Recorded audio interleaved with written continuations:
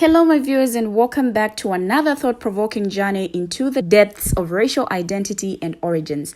Now in this educational video, we take a look into a candid dialogue between a black brother and a palm color man, challenging conventional narratives surrounding the origins of race and the concept of palm-coloredness. Prepare to confront uncomfortable truths as we dissect the biological and historical underpinnings of racial identity. Through compelling insights and scientific reasoning, he unravels the myth of palm-coloredness and its implications for our understanding of humanity.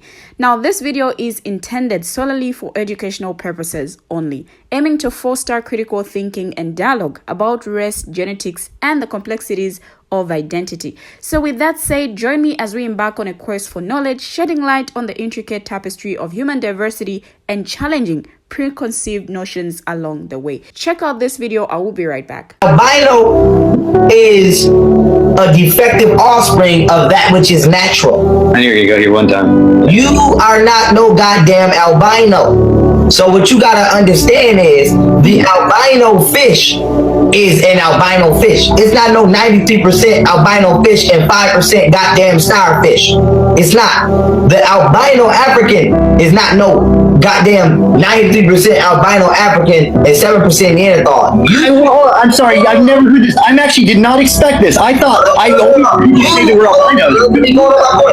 You don't get that excuse. You are not a single cell organism. You have some explaining to do on your origin on this planet. So even when you say that as an example, that does not apply to you. You still have to explain to the motherfucking world how you're 93% human and 7% Neanderthal. You don't believe whites are albino Africans like most black, like most Hispanics do?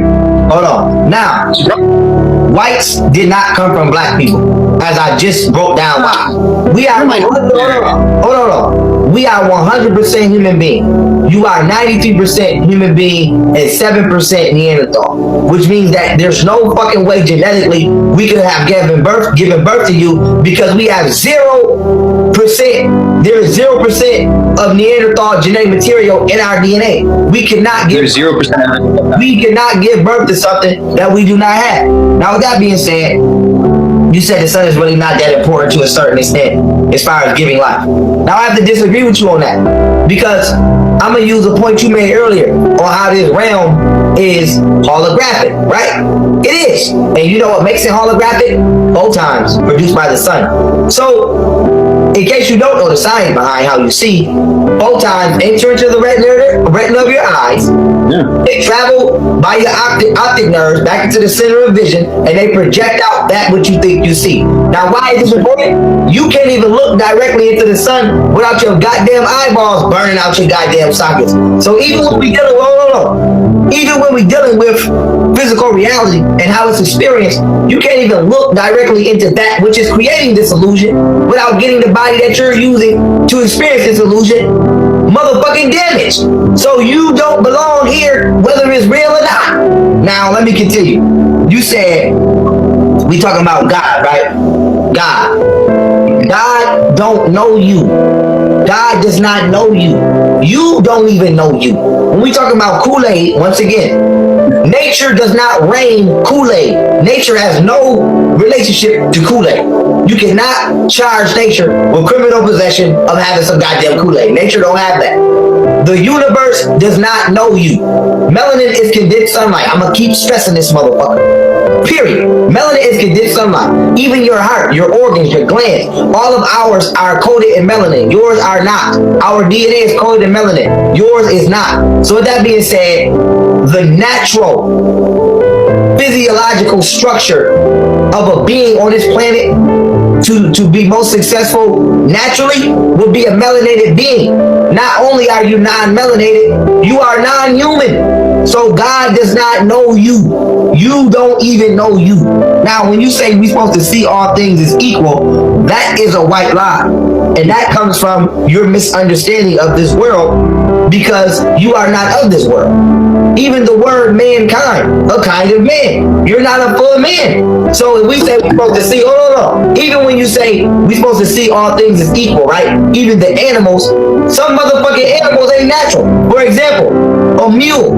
is a cross between a donkey and a horse. Am I supposed to see the goddamn mule equal to the goddamn horse? Is I supposed to see a liger, which is is I supposed to see a liger, which is a cross between a damn tiger and a lion, equal to the lion? No. What comes with spirituality is insight. Insight is seeing from inside yourself. It's seeing with your soul. When you have insight, you can distinguish that which is natural from that which is unnatural. You know to eat apples and not goddamn apple fucking fruit candies. You know to eat strawberries and not strawberry fruit snacks because you have insight. I know a goddamn human from a goddamn human mixed with Neanderthal out of insight. I know natural from unnatural because I don't see all things as equal. Because if you see all things as equal, then you see blindly. So your understanding upon how you're supposed to experience the physical world is from your own misunderstanding of being misled by your European predecessors. Nobody sees, or only a goddamn fool will see all things as equal. No. What's the whole point? Hold on. What's the whole point of having a physical experience if everything was the same? If goddamn water was equal to motherfucking goddamn cranberry juice, there'd be no point of drinking either or. You have to be you have to be able to distinguish the differentiation within your experience. Now when it comes to you as being a European, you still cannot explain where the fuck you come from. Even the evolution theory, y'all keep forgetting the word behind it is theory. And then when you say Darwinism is somewhat natural, no it's not. Darwinism was created by Charles Darwin and Francis Galton, who was two known racist motherfuckers. And it was created in order to propagate white supremacy, okay? Because in that evolution theory, even when y'all say natural selection, if that's the case, y'all saying that the universe naturally selected y'all to be the standard of what you think you are a human, so I'm gonna say humanoid form, because y'all are the newest people on this planet. So if natural selection is true, then that means God or the creator or whatever the fuck we believe in it has deemed you the modern standard of what a human should be. So evolution is not only a motherfucking lie, but evolution applies to you, even if it is true, because if anybody evolved from a monkey, is you, because you the one with Neanderthal genes, not me. So when we talking about can a motherfucking European Caucasian reach a certain level of spirituality, the answer is hell no. Why? Because you have a calcified pineal gland. Why? Because you're missing 7% of your human self. Why? Because you do not possess the melanin I possess. You do not have neuromelanin. Why? Because you do not have melanin within your eyes, so you can't even sun gaze and download photons to unlock your DNA. Why? I can go on and on. You can't live underneath, even when we're dealing with geomancy, because you know about masonry, so that means you know that certain cities are structured underneath certain stars to absorb certain solar prominences. So you know that there are certain latitude and longitude coordinates on the planet Earth that exude a certain amount of electromagnetic frequency. That's occultist stuff, by the way. That's occultist. I agree, but it's occultist. You said occult is bad. That's actually a thought. So now let's prove my point. You can't even live on the most powerful part where this frequency is being emitted, which is in the core of continent, or which is in the core of Africa, because your ass will die from the sun. So with that being said, it's no way you can download a certain level of solar energy or solar frequency to have a certain level or to reach a certain level of spirituality, because your body is unnatural and does not permit it. So I'm going to end on this so that we can do the total recap. Can white people reach a certain level of spirituality? Hell no. Because y'all don't even know where the fuck y'all come from. And then when you say you came from black people, no the fuck you did not. We did not make you. I don't have any clue. I don't know. I just said that's a theory. It's a theory. So think about this. Think about this as I end my point. As a European person, your origins is theorized by you. You don't even know where the fuck you come from. So how the fuck we supposed to know? So that's no, I know where you know. I know where you come from. I know you. You're a product. You're an offspring of genetic engineering. But this debate is not about that. I'm staying on point. This debate is about this particular fraction of this debate is about can whites or Caucasians reach a certain level of spirituality. I know where you come from. The public might not. I know. Now, indeed, the insights shared by this brother in the video offer a thought-provoking perspective on the origins of race and the implications of palm-coloredness. Scientific studies have indeed shown that modern humans of non-African descent possess small amounts of Neanderthal DNA, while individuals of African descent typically do not. Now, this genetic difference is attributed to interbreeding between early humans and Neanderthals outside of Africa tens of thousands of years ago. Melanin, the pigment responsible for skin color, is indeed crucial for various psychological functions beyond just determining skin tone. Now, research indicates that melanin plays a role in protecting against UV radiation, regulating body temperature, and often influencing brain function.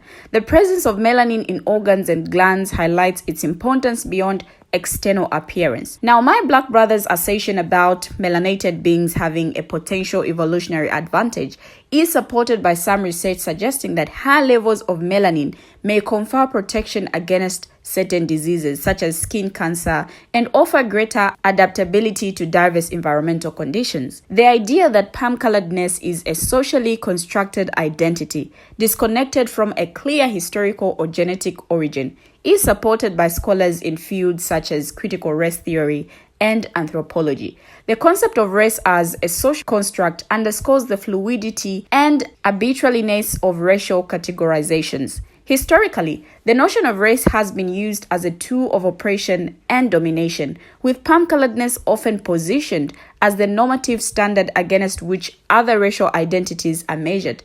Now, understanding this historical context is important for deconstructing the myth of racial superiority.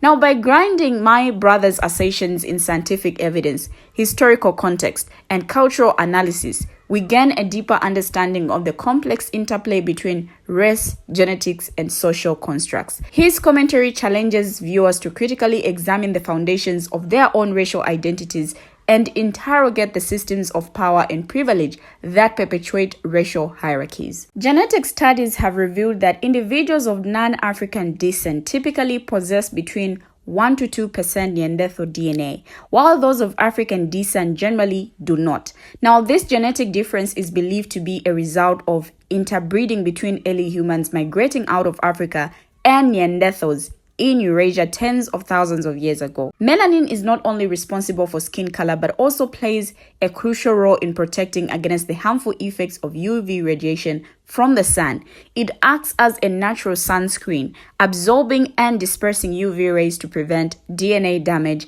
that can lead to skin cancer. Melanin contributes to the regulation of circadian rhythms and sleep patterns, as melanin-producing cells are found in the eyes. Now, studies suggest that populations living closer to the equator, where UV radiation is more intense, have evolved higher levels of melanin to provide greater protection against sun damage. This evolutionary adaptation is known as the latitude gradient of skin color, with darker skin being more prevalent in regions with high UV exposure. Now, thus, my black brother's assertion about the potential evolutionary advantage of melanated beings in certain environments is supported by scientific research.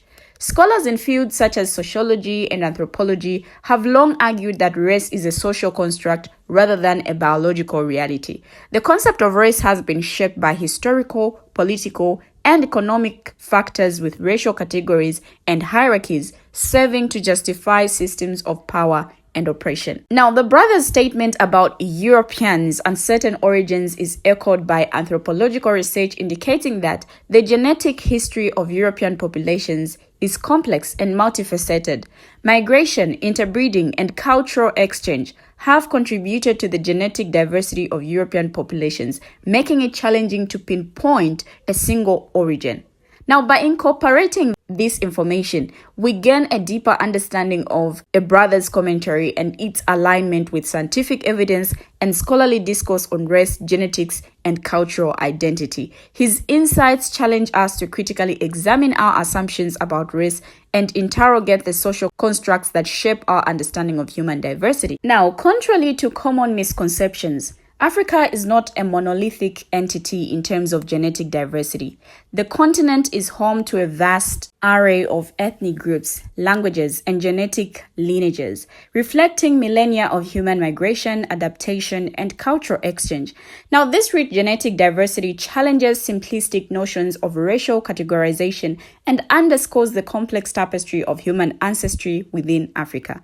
Genetic research has identified a common maternal ancestor of all living humans, often referred to as mitochondrial Eve. Now, this ancestral woman is believed to have lived in Africa over 100,000 years ago, and her descendants eventually gave rise to all modern human populations. This genetic evidence supports the notion of Africa as the birthplace of humanity and challenges Eurocentric narratives of human origins. Archaeological and genetic evidence suggests that anatomically modern humans first emerged in Africa and subsequently migrated to other parts of the world, eventually populating Europe and beyond. Now, these migration patterns spanning tens of thousands of years ago have left genetic imprints on modern human populations and contribute to our understanding of human evolution and dispersal. African civilizations have made significant contributions to human history and culture, including advancements in agriculture, architecture, mathematics, and philosophy. The achievements of civilizations such as ancient Egypt, Nubia, and Great Zimbabwe challenge stereotypes and misconceptions about the capabilities and contributions of African people throughout history. The legacy of European colonialism has had profound and enduring impacts on global racial dynamics. Colonial powers imposed racial hierarchies and ideologies of palm color superiority to justify exploitation and domination. The enduring legacy of colonialism continues to shape socio-economic disparities, political power structures, and cultural attitudes toward race and identity. Melanin not only influences physical attributes but also plays a role in neurological function. Research suggests that melanin may contribute to cognitive abilities, including memory and learning. And studies have shown that melanin-producing cells such as melanocytes are present in the brain and spinal cord, suggesting a potential link between melanin and neurological processes. Melanin's role in protecting against UV radiation extends beyond skin pigmentation. Studies have found that individuals with darker skin tones may have a lower risk of developing certain skin cancers compared to those with lighter skin tones. Melanin's ability to absorb and dissipate heat may provide an advantage in hot climates by reducing the risk of heat-related illnesses. Melanin has cultural significance beyond its biological functions. In many African and African diasporic cultures, melanin is celebrated as a symbol of beauty, strength, and resilience. Cultural practices such as sun protection, traditional medicine, and spiritual rituals often reflect an understanding of melanin's importance in health and well-being. We can go on and on and on, but we have to come to the end of the video. Thank you for watching and see you in my next video. Don't forget to share your thoughts as well in the comment section.